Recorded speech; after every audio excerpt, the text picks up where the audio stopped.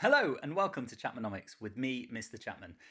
This lesson, we're going to look at why we care about growth and development in economies. In our last lesson, if you've not already watched it, I do advise that you go back and do that. We looked at the knowledge and understanding that we needed in order to work on this topic. So let's have a very quick recap of that, and we'll jump straight in. So over to the whiteboard. So here we have our recap of what we looked at last time, and we're remembering that economic growth is very different from economic development. Growth is all about increasing the value of goods and services for the economy. Development's all about standards of living. So if we're asked about growth and development, we need to talk one side about increasing the value of goods and services produced, and on the other side, we need to talk about standards of living. In order to talk about standards of living, we need to talk about one of these three things: life expectancy, years of schooling, or GNI per capita, and how something constraining the economy affects one of those three things, or something developing the economy affects one of those three things. We then looked briefly at HDI and said that a higher HDI is a more developed economy. That's our argument we're making. And then finally, we looked at the difference between demand side policies trying to stimulate AD and supply side policies trying to stimulate AS. And then we saw if a country is experiencing stagflation, they need to boost AS in order to get out of this situation. And if a country doubles their investment into education, then we're going to see a model that looks something like this. It's going to shift out the LRAS. In the long run, this policy is going to increase the quality of human capital in the economy. So let's get started then with this lesson, because we're going to start looking in our next lesson at some of the factors that constrain growth and development, and we're going to look at one country in particular. But I think it's always important to think about, why do we care about this as economists? Why do economists study this topic? So therefore, I want you just to take a second to pause the video and have a think about these three questions and jot down your answers. So why do economists care whether or not an economy is growing? Why do economists care whether or not an economy is developing?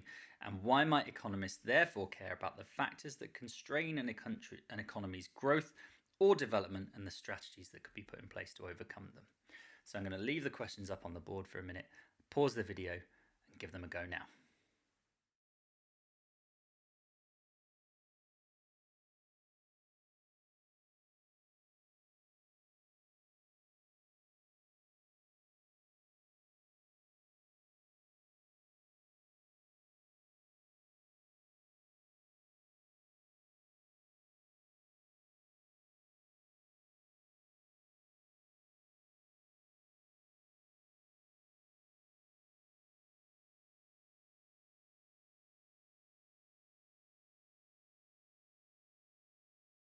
Let's go through some answers together. So why do economists care about whether or not an economy is growing? Well, the reason why we care here is because if an economy is growing, if we're outputting more, it means we're able to sell more, which means either our consumption level can increase, and with our consumption level, we assume the more stuff you have, the better you're feeling, the more welfare you have, or the more money the economy is making.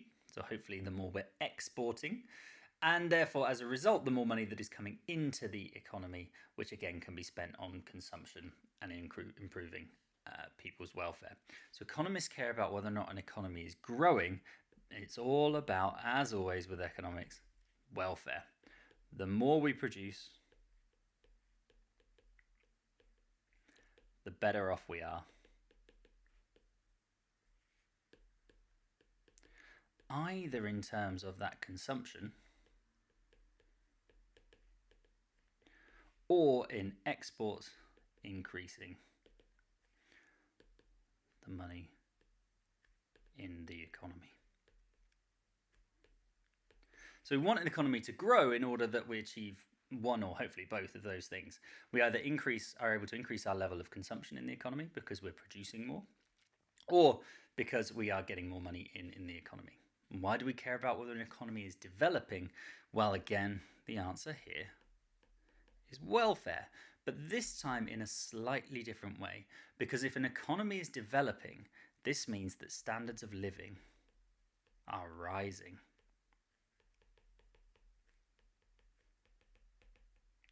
And if standards of living are rising, if this is happening, then welfare is drastically increasing.